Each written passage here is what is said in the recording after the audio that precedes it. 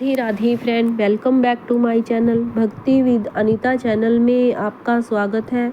आज हम करेंगे गोवर्धन पूजा अन्नकूट। कार्तिक मास की शुक्ल पक्ष की प्रतिपदा को गोवर्धन उत्सव मनाया जाता है। इस दिन बलि पूजा, अन्नकूट, मार्गपाली आदि उत्सव भी संपन्न होते हैं। यह ब्रजवासियों का मुख्य त्योहार है। अन्नकूट या गोवर्धन पूजा भगवान श्री कृष्ण के अवतार के बाद द्वापर युग से प्रारंभ हुई। गाय, बैल आदि पशुओं को स्नान कराकर फूल, माला, धूप, चंदन आदि से उनका पूजन किया जाता है।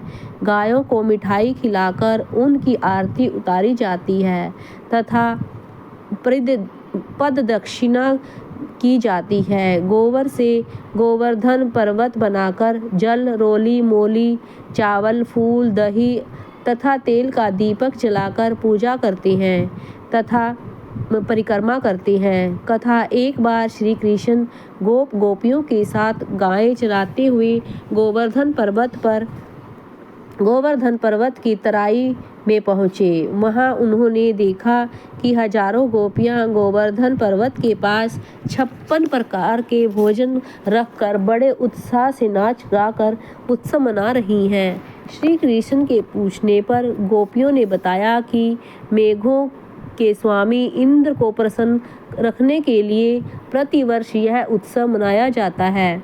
कृष्ण बोले, यदि देवता प्रत्यक्ष आकर भोग लगाए तब तो इस उत्सव की कुछ कीमत है। गोपियाँ बोली, तुम्हें इंद्र की निंदा नहीं करनी चाहिए। इंद्र की कृपा से ही वर्षा होती है। श्री कृष्ण बोले, वर्षा तो गोवर्धन पर्वत के कारण होती है।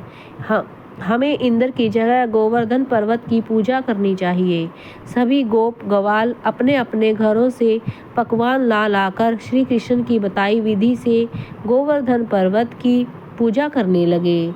इंद्र को जब पता चला कि इस वर्ष मेरी पूजा न कर गोवर्धन पर्वत की पूजा की जा रही है तो वह बहुत कुपित हुए और मेघों को आज्ञा दी कि गोकुल में जाकर इतना पानी बरसाएं कि वहां पर प्रलय का दृश्य उत्पन्न हो जाए। मेघ इंद्र की आज्ञा से मूसलाधार बारिश करने लगे।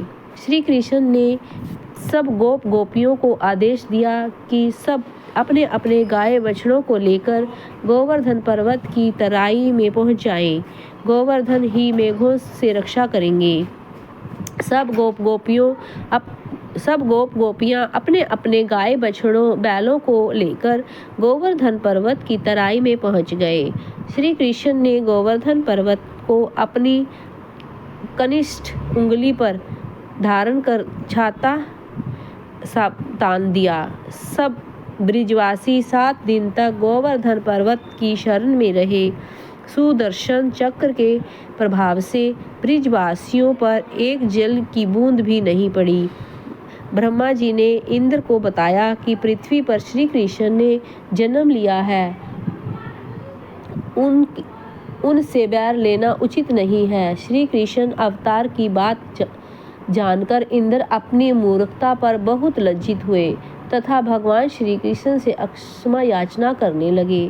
श्री कृष्ण ने 7वें दिन गोवर्धन पर्वत को नीचे रखकर ब्रिजवासियों से कहा कि अब तुम प्रतिवर्ष गोवर्धन पर्वत की पूजा अन्नकूट का पर्व मनाया करो। तभी से यह पर्व के रूप में मनाया जाता है। बोलो विष्णु भगवान की जय।